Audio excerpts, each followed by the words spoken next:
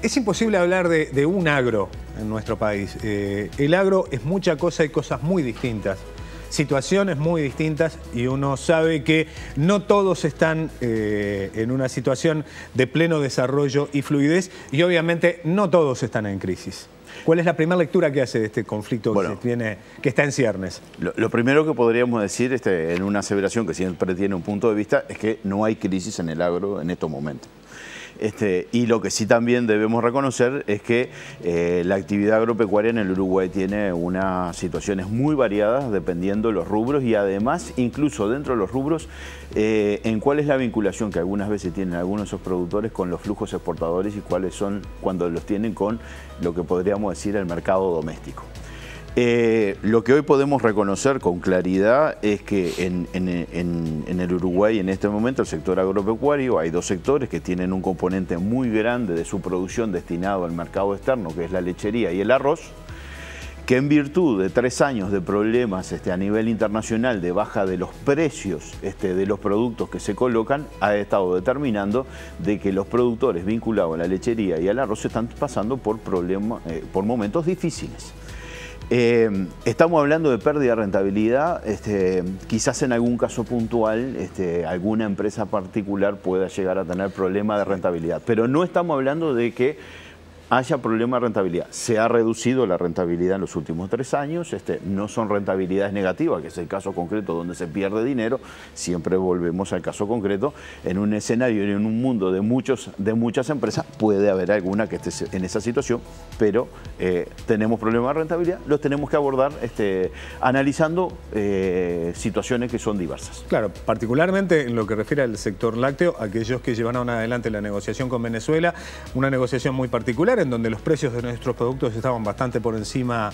del promedio. Después se encontraron con ese hecho de que no se hizo efectivo el pago por parte de Venezuela, en una situación que se mantiene en el tiempo, Karim. No, a ver, en el tema concreto de Venezuela, una pequeña precisión para no ese tajante acotarlo y ponerlo en una justa medida. En realidad nosotros en momentos de que a nivel internacional empezó a bajar los precios de la leche, nosotros seguíamos exportando a Venezuela y habían de por medio problemas de cobro de esas exportaciones. Definitivamente ya en los últimos meses del 2016 el mercado de Venezuela se cerró, por lo cual un mercado donde nosotros colocábamos a muy buen precio y en los últimos tiempos muy por encima del mercado internacional, se cerró, con lo cual se perdió colocar en ese mercado a buenos precios. Indudablemente se perdió el problema de que había que hacer muchas gestiones para cobrarlo, y casi toda nuestra exportación quedó destinada al mercado internacional. Ni que hablar de que eso empezó, los precios siguieron bajando y la cuenta del tambero, sea grande, sea chico, se empezaron a ajustar. Más cuando uno tiene que el sector lechero, el 70% de la leche que se produce en el Uruguay va al mercado internacional. Entonces, perder un mercado que te pagaba bien, indudablemente a cada una de las empresas que forman parte del sector le significó ajustarse los números, por cuanto la leche que se produce recibe menos dinero por cada litro vendido. Eso nos llevó a que el sector hoy esté en una situación con unos problemas importantes de pasivos, de endeudamiento, que es lo que ha generado que a lo largo del 2017, interactuando con las gremiales de los productores lecheros, esto es una interacción específica con el sector lechero, desde el Poder Ejecutivo se construyó lo que en estos momentos es un proyecto de ley, que es un fondo de garantía para la deuda de los productores lecheros, que está en tratamiento en este mismo momento en el Parlamento ante un envío del Poder Ejecutivo de este proyecto de ley, que fue en los primeros días de diciembre del 2017, o sea, hace poco más de un mes que llegó al Parlamento, y que empezamos a tratar en forma muy acelerada. No obstante, vinieron 6 gremiales de los productores lecheros a pedir algún tiempo de reflexión más profunda, por cuanto desde el gobierno teníamos la intención de aprobarlos antes que terminara el 2017. Pero ante el pedido, incluso por escrito, como recién comentaba, de 6 gremiales, de tener algunos días más de reflexión, nosotros en estos momentos lo estamos tratando en el Parlamento. La próxima acción que vamos a llevar adelante va a ser el próximo 23 de enero, donde vamos a recibir de vuelta de vuelta el Poder Ejecutivo, en la presencia del Ministerio de Economía y el Ministerio de Ganadería, para devolverles algunas inquietudes que nos dejaron los productores, las gremiales de los productores, y que además el 19 de diciembre se hizo un proyecto de ley junto al Poder Ejecutivo, por cuanto el Partido Nacional le dio estado parlamentario a una propuesta que habían traído los productores lecheros. En síntesis, para el auditorio, para quienes nos están escuchando, en estos momentos estamos abordando la problemática de la deuda de los productores lecheros con dos proyectos de ley que ingresaron en diciembre del 2017 y que vamos a estar retomando su tratamiento el próximo 23 de enero con miras de resolverlo a la mayor brevedad posible. Ahora, las protestas que se están verificando en los últimos días ponen sobre la mesa los costos fijos que tienen que asumir los productores en lo que refiere particularmente a energía y a combustibles. Ahora bien, algunos trasladan la discusión y aseguran que es muy menor lo que los productores transfieren al Estado a través del costo de estas tarifas en comparación de lo que transfieren particularmente aquellos arrendatarios a los propietarios de la tierra. Estamos hablando de algunas decenas de millones de dólares en el total de los productores hacia tanto UTE como ANCAP y unos 1.600 millones de dólares por año a quienes son los propietarios de la tierra, a quienes los productores arriendan. Bien, el sector lechero tiene desde hace muchos años un impuesto encubierto de origen privado, que es la renta a la tierra. La gran ventaja que tenemos es que afortunadamente la academia, en trabajos muy recientes publicados, ha cuantificado la dimensión de esa carga tributaria privada que se le transfiere a la producción agropecuaria cuando el productor arrienda la tierra. Los números dicen claramente que es muy superior a todos los impuestos que se le aplica desde el Estado a la producción agropecuaria. Posiblemente estos números y estas cuantificaciones, que son muy recientes, han tomado dominio público en las últimas semanas, seguramente todavía requieran de una reflexión un poco más profunda, pero dejan inequívocamente planteado ahora, incluso con una cuantificación, de una presión que afecta a la producción agropecuaria, que es lo que cuesta la renta, lo que hay que pagar al terrateniente, la producción agropecuaria, que lo sabemos desde hace mucho tiempo, pero que ahora está cuantificado. Y que nosotros en particular representamos al gobierno, donde muchas veces hemos planteado la necesidad de rever este tema, por cuanto es un aspecto que no solo transfiere recursos de la actividad productiva a los tenedores de la tierra, a los terratenientes, para aplicarlo en los mismos términos con que están planteados los estudios, sino que además cuando uno tiene que pagar un conjunto de servicios, en este caso por el uso de la tierra para llevar adelante una actividad productiva que no le retribuye ninguna contraprestación, también está afectando la competitividad de una actividad productiva como es el agro, y por un factor de producción tan importante como es la tierra. Aprovechando también en estos momentos, queremos remarcar que hay unos estudios, hay varios estudios sobre la mesa que indican que la presión fiscal, o sea, la presión tributaria que ha tenido el agro respecto a su PBI en los últimos 20 años está estabilizada más o menos en el entorno del 8%, con vaivenes entre años, pero no es ni cerca uno de los aspectos más significativos de los factores que determinan la pérdida de rentabilidad que hoy en día se manifiesta mucho en estas manifestaciones que estamos teniendo a nivel de la ruta, y que además son expresiones de gente que es no agremiada. Y esto es muy importante.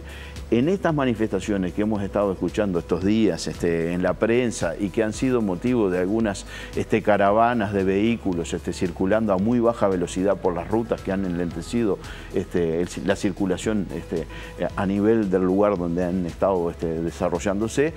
ahí estamos hablando de productores que, como ellos bien se denominan, son autoconvocados o independientes. No forman parte de la estructura gremial del sector agropecuario, estructura gremial del sector agropecuario que sí está teniendo un diálogo en estos días un poco demorados con el propio presidente a pedido concreto de ellos y que en última instancia conforma dos escenarios claramente diferentes. El de los autoconvocados que están haciendo ralentización o disminución de la velocidad en la circulación de las rutas con una cantidad innumerable de motivaciones, dependiendo quién habla, es la motivación por la cual lo hace. Y por otro lado, un segundo escenario que es la discusión que tienen las gremiales de nuestro país, que representan a muchos sectores dentro de la agropecuaria y que están teniendo un diálogo, encaminándose un diálogo con el presidente de la República, y que esto viene funcionando ya desde finales del año pasado y que esperemos que en muy pocos, en cuestión de horas, podamos tener ya una señal bastante clara cuándo va a ser la instancia esta de encontrarse las gremiales con el presidente de la República. Le propongo ahora abordar lo que manejábamos en el arranque. Cuando se aprueba finalmente la ley de riego, tras 7 años de discusión parlamentaria, ¿en algún momento se imaginó que podía generar esta polémica que ha llevado incluso a que algunos manejen la posibilidad de convocar un plebiscito? Un referéndum, perdón. Sí, no teníamos presente que iba a tener esta repercusión, pero la ha tenido. La convocatoria a un referéndum ya es una realidad, ha sido convocada por parte de los trabajadores de OCE y algunos otros colectivos sociales que acompañan una recolección de firmas para convocar un referéndum referente a la ley de riego, la modificativa de la ley de riego. Creo que está siendo motivo de una discusión un poco más pormenorizada, a mi manera de ver muy útil, en cuanto a cómo vamos a definir políticas estratégicas del uso del agua en nuestro país, y ahí cuando decimos del uso del agua nos vamos a referir no solo al agua que se usa con fines productivos para la producción agropecuaria, sino una concepción de uso del agua integral como un recurso natural esencial para la vida, y que en el caso concreto del Uruguay es motivo es el motivo del funcionamiento de muchas cadenas productivas, desde bienes hasta servicios, y que yo creo que va a enriquecer lo que ya el Ministerio de Vivienda estuvo trabajando, especialmente en el año 2016,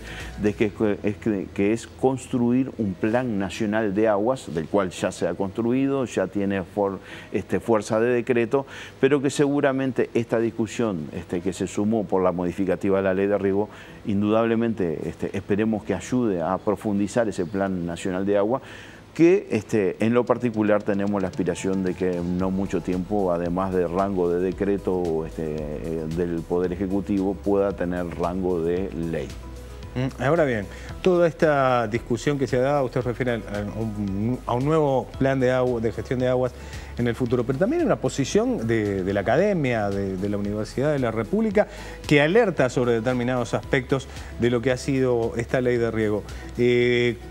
¿Cómo se manejan esos datos, específicamente cuando uno desde nuestro lugar asume que quienes se dedican a la investigación ponen sobre la mesa elementos que nos hacen dudar de los beneficios de esta ley? Agradezco la pregunta, porque en última instancia esto ha sido uno de los motivos que muchas veces ha traído bastante preocupación al ciudadano cuando lee la noticia de que los académicos han tenido reparos referente a la modificación de la ley de riego. Y quiero solo transmitir una inquietud que es parte de la discusión que nos toca y que lo hacemos con la pretensión de trasladarle cierta tranquilidad a los ciudadanos, es que en general hasta el momento lo que se han expresado son algunos actores de la academia que se han expresado como individuos, no como institución, sino como individuos, y en general los que han tenido más participación en la agenda informativa han sido aquellos individuos de la academia que tienen una posición contraria a la modificación de la ley. No obstante, nosotros hemos estado trabajando desde el Parlamento con actores que son de la academia, que tienen una visión diferente, una visión afirmativa de la modificativa de la ley de riego y todo lo que ello significa, y que estos mismos actores nos han manifestado la inquietud de aprovechar el verano para hacer una revisión y un estudio más pormenorizado, y eventualmente esperemos que en poco tiempo, y tomando sus palabras, en cuestión de semanas podamos tener visiones de personas que son parte de la academia y que van a dar sus visiones o sus reflexiones sobre lo que podríamos decir afirmaciones a la modificación de la ley de riego, con lo cual ahí podríamos decir estarán arriba de la mesa las dos visiones.